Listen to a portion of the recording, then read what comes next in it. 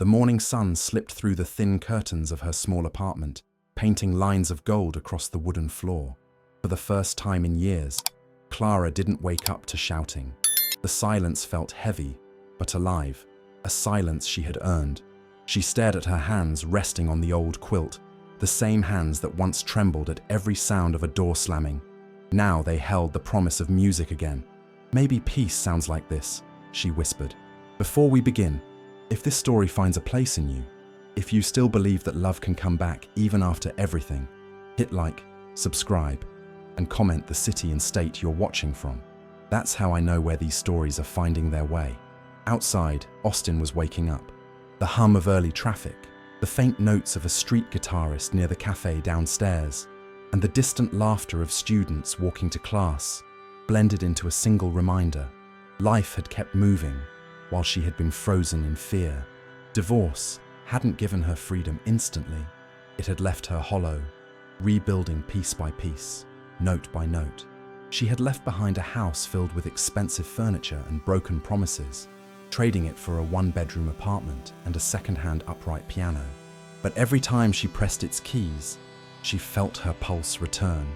At 42, Clara had begun teaching again at a local community music center. It was nothing like the prestigious academy where she once taught, but that was the point. These students didn't come for status. They came for healing, and so did she. Yet that afternoon, when a tall man walked in holding a guitar case and a quiet smile, something shifted. He introduced himself as Elliot, a widower who wanted to learn to play for his late wife. His voice trembled slightly when he said her name. Clara recognized that tremor. It was the sound of someone who had loved deeply and lost completely. And as she handed him a chair, her heart, long asleep, began to stir again. The air in the music room carried the faint scent of varnished wood and old strings. Light filtered through tall windows, falling over rows of instruments that had outlived their first owners. Clara watched Elliot unpack his guitar as if it were a fragile memory. His hands were steady, but his eyes gave him away. Eyes that still searched for something missing, perhaps someone. "I haven't touched one in years," he admitted, his tone low, almost apologetic. Clara smiled softly. Then today's a good day to begin again. She didn't know whether she was speaking to him or to herself. When he strummed the first note, it came out awkward and raw, yet beautiful in its imperfection. The sound filled the room like a hesitant heartbeat. Clara moved closer, guiding his fingers over the strings, her voice calm and patient. She had done this countless times before, but this time, something was different.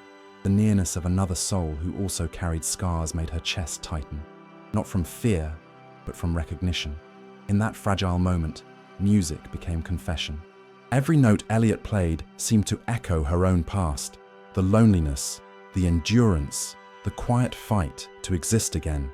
Weeks passed, and each lesson turned into a quiet ritual. Elliot brought stories instead of progress, and Clara listened, not out of duty, but out of genuine care.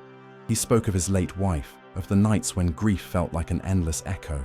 She, in turn, began to share small fragments of her own life, the teaching job she had lost, the silence she had mistaken for safety, the years she had spent apologizing for existing too loudly.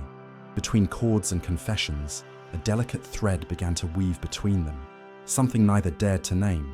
Yet both knew that healing often arrives disguised as repetition, a song practiced over and over until the pain slowly turns into melody. On a quiet evening, after the last class had ended, Clara lingered by the piano, lost in thought. Elliot approached, hesitant. "You make it look easy," he said. She smiled faintly. "It's not, but it gets lighter when someone listens." He didn't answer right away. Instead, he placed his guitar case on the table and whispered, "Then maybe we can keep listening, for each other." Clara looked up, her heart racing for the first time in years. Love hadn't returned with fireworks or grand gestures. It had come back softly, like music finding its way through broken strings. The weeks that followed unfolded like slow verses of a song Clara didn't remember learning. Every Tuesday and Thursday, she found herself waiting for Elliot's knock on the music room door. It always came right on time, a soft, deliberate rhythm, never rushed. He brought with him the scent of rain-soaked leaves and freshly brewed coffee, the kind that lingered on his jacket, and filled the air long after he left. For a woman who had lived under the shadow of control, those small, respectful silences felt like oxygen. He never pushed, never pried, and somehow that was what made her want to share everything. One late afternoon, as thunder rolled outside, Clara guided Elliot through a song she had written years ago but never finished.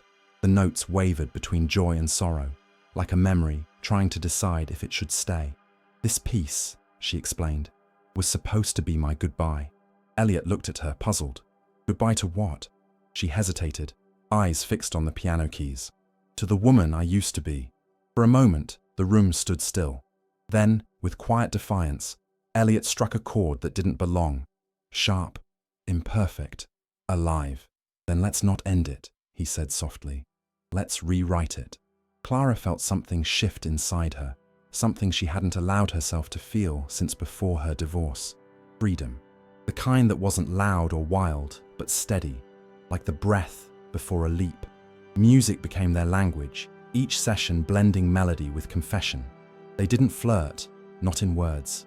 It was in pauses, in glances held a second too long, in the way his laughter filled the cracks between her fears. Slowly, the walls she had built to survive began to crumble, revealing not weakness, but warmth. She realized healing wasn't forgetting. It was remembering without breaking. But healing invites ghosts. One morning, Clara opened her phone to a string of missed calls, all from her ex-husband, Mark. His name on the screen felt like a stain bleeding through new paper. Her fingers trembled. The past, it seemed, had learned her number by heart. She ignored it, yet the anxiety sat heavy on her chest all day. During her lesson, she played wrong notes, lost focus, and Elliot noticed. "You're somewhere else," he said gently. "Wherever that is, you don't have to go alone." But she didn't answer. Some fears are too old to be spoken. They hum beneath the skin, like strings stretched too tight, waiting to snap. That night, the calls came again. This time, a message followed. "You think you can just erase me?" The words were simple, but they carried the weight of all the years she had survived. She sat in the dark, phone in hand, the city outside humming with life. Freedom, she realized, was fragile, a melody easily drowned by noise. Yet deep down, a part of her refused to let silence win again. Tomorrow, she decided, she would face the music, her own, and the one Mark had tried to end. The next morning dawned with a restless wind over Austin, the kind that bends the branches and whispers warnings through the cracks of old buildings. Clara arrived at the music center earlier than usual, clutching her thermos of coffee like armor. Her fingers trembled slightly as she placed the keys on the piano. She tried to focus on her lesson plans, but her eyes kept flicking toward the door. Fear, she thought, never knocks. It waits. When the handle finally turned, her breath caught. But it wasn't Mark. It was Elliot, holding 2 paper cups of coffee and that same gentle smile that somehow made the air feel lighter. "You look like you've been fighting shadows," he said, setting 1 cup beside her. Clara forced a small smile. "Maybe I have." She didn't tell him about the calls, or the message, or the way her sleep had turned into a loop of old arguments. But Elliot saw it anyway. He always did. That day, he didn't ask her to teach. He asked her to play. "Play what hurts," he said. She hesitated, then began pressing the keys softly. The melody came broken, uneven, but real. Elliot joined in on the guitar, and together they built something new, half pain, half hope. For a few minutes, fear had no room left in the room, but outside, a different rhythm was forming. Mark's car parked across the street from the center, unnoticed. He watched through the rain-blurred windshield, his jaw tight, his eyes filled with the same possessiveness that once caged her. Clara's laughter through the open window reached him like an insult. How dare she sound happy? He waited until her class ended, then stepped out, his shoes splashing through shallow puddles. Inside, Clara was packing up when she felt it. A chill before the storm. The air changed, dense and heavy. When she turned, he was standing in the doorway. "Clara." His voice was exactly as she remembered. Smooth, cold, practiced. For a second, the years fell away, and she was that frightened woman again, apologizing for nothing. Elliot stood near the piano, confusion flickering across his face. "You shouldn't be here," Clara said, her tone firm but trembling. Mark smiled, that cruel half-smile that used to undo her. "I just came to see what you've been doing with my wife." Elliot took a step forward. "She's not your anything anymore." The tension was electric, fragile, like a string about to snap. Clara's heart pounded, but this time she didn't freeze. "Leave, Mark," she said, her voice clear. "You already took enough." For the first time, he saw it, the fire she had buried to survive. He tried to reach for her arm, but Elliot stepped between them. "Don't touch her," he warned. Mark scoffed and backed away, muttering something about mistakes and regret. When he finally left, Clara collapsed onto the nearest chair, shaking. Elliot knelt beside her, taking her hand. "You're safe now," he whispered. She closed her eyes, feeling the truth of it settle in slowly, like dawn after a storm. The silence that followed wasn't empty, it was earned. That night, Clara returned home exhausted, but unbroken.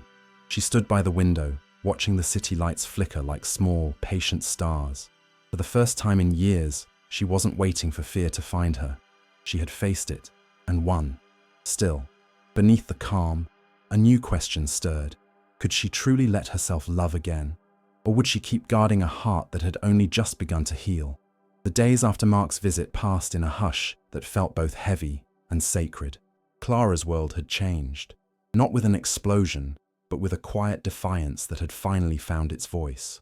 Every morning she woke before sunrise, opened her window, and let the Austin breeze move through the curtains. The city sounded different now, freer, almost forgiving. She spent her mornings at the piano, not to escape, but to breathe. Music had stopped being therapy and had become prayer. Each chord a whisper of gratitude for the courage she never knew she had. Elliot, ever present, never asked what had happened that day, but his silence spoke louder than concern. He began stopping by early to tune his guitar before lessons, and sometimes he brought breakfast from the cafe around the corner, blueberry muffins and strong coffee that always made her smile. Their conversations slipped easily between small laughter and deep quiet. One afternoon, after finishing a lesson, he confessed, "You remind me of the first sunrise I saw after my wife passed. I didn't think light would ever feel warm again." Clara's throat tightened. She wanted to tell him he wasn't alone in that rediscovery, that she too had thought her soul had gone cold forever. But instead, she reached out and touched his hand. "Then maybe," she said softly, "we keep chasing the light together." Music sessions slowly turned into long walks by the river. Austin's skyline shimmered in the distance, guitars slung over shoulders like companions. They played for no one, shared stories, and filled the spaces between words with melody. It wasn't romance that bound them at first, it was recognition. They had both been broken and rebuilt by life, and now they were daring to believe that love could be gentle. Still, old fears lingered in quiet corners. Clara sometimes caught herself hesitating before speaking, expecting correction, expecting blame. Elliot noticed, but instead of pushing, he waited, offering safety through stillness. One evening, as they packed up the instruments after a small recital at the center, the lights flickered out, leaving the room washed in amber from the sunset. Elliot began strumming absent-mindedly, the same melody Clara had written months ago. "You still remember it?" she said, surprised. "Every note," he answered, smiling. He stood and walked closer, the warmth of his presence cutting through the cool air. "You taught me more than guitar, Clara. You taught me to feel again." For a long moment they just stood there, the silence louder than any song. Then, without words, he leaned in. The kiss wasn't hurried. It was steady, like a promise finally kept. That night, she couldn't sleep, not because of fear, but because her heart had rediscovered rhythm. She lay awake, listening to the rain against her window, smiling at how strange it felt to feel alive again. Yet love, she knew, was never just light. It cast new shadows too. The next morning, when she arrived at the music center, a letter was waiting on her desk.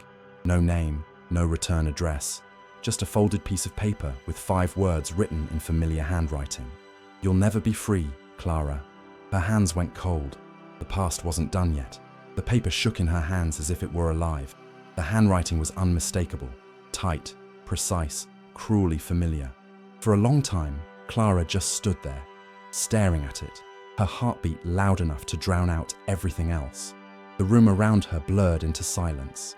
For years, fear had been her shadow, a ghost that followed her into every quiet corner. But this time, something inside her refused to bow. She folded the note slowly, placed it in her bag, and locked the door of the music room behind her. For once, she wouldn't run. When Elliot arrived that morning, he noticed the change in her instantly. "You're too calm," he said softly. She looked at him, a small, almost defiant smile tugging at her lips. "Because I'm tired of being scared." She handed him the letter. His expression darkened as he read it, his knuckles whitening around the paper. "You should call the police," he said, but she shook her head. "No, I'll handle this. On my terms." Elliot wanted to protest, but he saw in her eyes the same quiet determination he had fallen in love with. He nodded. "Then you won't handle it alone." That evening, Clara returned home to find the front light of her apartment flickering. For a moment, panic flared, but then she exhaled deeply. She wasn't the same woman who once hid in silence. She picked up her phone, called the building manager, and asked for the security footage. Small steps, control reclaimed, piece by piece. Later, she sat by her window, the guitar Elliot had given her resting on her lap. Her fingers moved over the strings, hesitant at first, then confident. She played the melody they'd built together. Her melody, not his, not anyone else's. A knock startled her. She froze. "It's me," came Elliot's voice from the hall. Relief flooded her chest as she opened the door. He held 2 steaming cups of coffee and a look of concern. "You're not safe here alone," he said. "Then stay," she whispered. That night, they talked until dawn, about fear, forgiveness, and all the versions of themselves they had left behind. When she finally drifted to sleep on the couch, her head resting against his shoulder, he stayed awake, watching the sunrise wash away the night's ghosts. The next morning brought clarity. Clara decided to report the letter after all, not because she was afraid, but because she was done letting silence protect cruelty. With Elliot by her side, she walked into the small police station downtown. Her voice didn't shake once. By evening, she felt lighter, like exhaling after years of holding her breath. That night, she played her song again at the music center's open recital, the audience unaware of her quiet triumph. The final note rang clear, rising into the rafters like release. When she finished, Elliot stood in the back, clapping softly, eyes full of pride. Later, as they walked under the neon lights of the quiet street, she slipped her hand into his. "I never thought I'd feel safe again," she said. "You didn't wait for safety," he replied. "You built it." She smiled, leaning into him as they disappeared down the street, their shadows merging into one. Love, she realized, wasn't a rescue. It was a home you learned to build after the storm. The winter sun was soft that morning, a pale gold spilling across the windows of the music center. Clara stood by the door, watching the quiet rhythm of the city unfold. Traffic lights blinking, children laughing, street performers tuning their guitars. The chaos of Austin felt gentle again. She had faced every ghost the past had thrown at her, and for the first time, the silence inside her wasn't empty. It was peace. The police had called earlier that week. They had traced the letter back to an anonymous postmark from another city. Mark had left. The story that once held her captive had finally ended. But endings, Clara realized, are rarely clean. They fade, like music after the last note. The day after the news, she returned to her small apartment, opened every window, and let the air move freely. The fear that had lived there had lost its shape. On the table sat the guitar Elliot had given her, the same one they had played through their first uncertain lessons. She picked it up and began strumming. The melody was new, warm, unguarded. It wasn't about survival anymore. It was about living. The walls that had once witnessed her quiet despair now echoed with song. That evening, she met Elliot at the Riverside Cafe where they had first shared coffee. The sun was setting behind the bridge, painting the sky in shades of honey and rose. He was already there, waiting with that same quiet steadiness she had come to trust. "You're late," he teased gently. "I was busy rewriting a song," she replied. He smiled. "The same one?"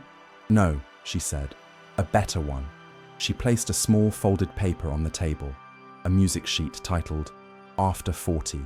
He looked at it, then at her. "It's beautiful," he said. "It's us." As night fell, they walked along the river, their hands brushing, their hearts unhurried. The world no longer felt divided between pain and peace. It was simply full, imperfect, and alive. When they reached the corner where they usually parted ways, Elliot turned to her. "Do you ever think about what's next?" he asked. Clara smiled, her eyes reflecting the streetlight's soft glow. "No," she said. "For once, I'm just here." He nodded, pulling her close. The wind carried the scent of rain and the distant hum of music, and under that quiet Austin sky, two people who had lost everything found the courage to begin again. Weeks later, during the spring recital, Clara performed After 40 before a small audience. She didn't announce it, didn't dedicate it, she just played. Every note was a confession, every pause a breath of freedom. In the back of the room, Elliot watched, eyes glistening.